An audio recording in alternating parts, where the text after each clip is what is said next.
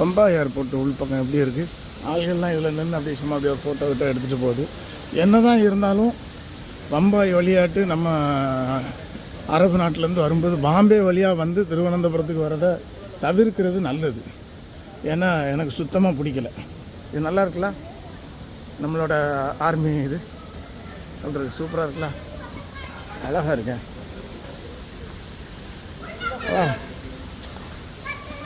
ஐயா ஃப்ளைட்டு சின்ன பிள்ளைலாம் ரொம்ப ஆர்வமாக நிற்கி மட்டும் இல்லை. நம்ம எங்கே விமானம் பிடிச்சி போகிறோங்கிறது இன்னும் எனக்கு புரியாத குறையாக இருக்குது. 2 மணி நேரம் ஆச்சு. அப்படியே ஒவ்வொரு இடமா தாண்டி தாண்டி வரோம்.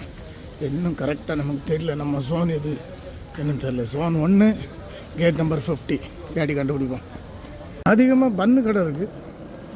நமக்கு பன்னு இந்த மாதிரி ஐட்டம் கடைகள் இருக்குது. நமக்கு தேவை இட்லி, தோசை, பரோட்டா, கொத்து பரோட்டா. நம்ம தேடுறது அது இருக்கான்னு பார்ப்போம், கண்டுபிடிப்போம். அவ்வளோதானே. ஸ்டைலுன்னு சொல்லி இந்த பைக்கை அடித்து தலைகளை தூக்கி விட்ருக்காது பாருங்கள். கடையை போச்சு ஒரு மரத்துக்கு மேலே அப்படியே ஒரு ஸ்டைல் என்ன மரத்துக்கு மேலே விட்டுற மாதிரி. இது டீ கடை தான். நமக்கு இதெல்லாம் இருக்குது. டூப்ளிகேட் வடையும் வேறு என்னமோ இருக்குது. நமக்கு இது தெரியாதது. நம்ம பரோட்டாவை தேடி இட்லியை தேடி போவோம்.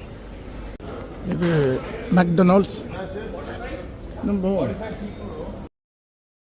கேட்டு நெருங்கிட்டோம். கேட்டு 49 53 அதில் ஸ்ட்ரைட்டாக போட்டிருக்காங்க. அதில் பார்த்தா தெரியுதா தெளிவாக. அப்போ இந்த வழியாக நேரே போயிட்டே இருக்கும். இதில் டெய்லி நியூஸ் பேப்பர் வச்சுருக்காங்க. உங்களுக்கு இங்கிலீஷா மராட்டியா அல்லது ஹிந்தியா நியூஸ் பேப்பர் வச்சுருக்கு. இது முற்றிலும் ஃப்ரீன்னு தான் நினைக்கிறேன். ஏன்னா யாரும் காசு போட்ட மாதிரி இல்லை, ஃப்ரீயாகவே வச்சுருக்கு பேப்பர். இது ஒரு நல்ல விஷயம், நல்ல விஷயம். Very good. சரி, இது ஆல்மோஸ்ட் கேட்டு 49. நமக்கு கேட் நம்பர் 50 என்ன இருக்குது. கேட்டு நம்ம வந்தாச்சு 50க்கு. ஆனால் 2 மணி நேரம் 3 மணி நேரம் ரொம்ப கஷ்டப்பட்டு இந்த இடத்துக்கு வந்தாலும் அருமையாக இருக்குது, சூப்பராக இருக்குது. என்ன அழகாக இருக்குது பார்க்கறதுக்கு.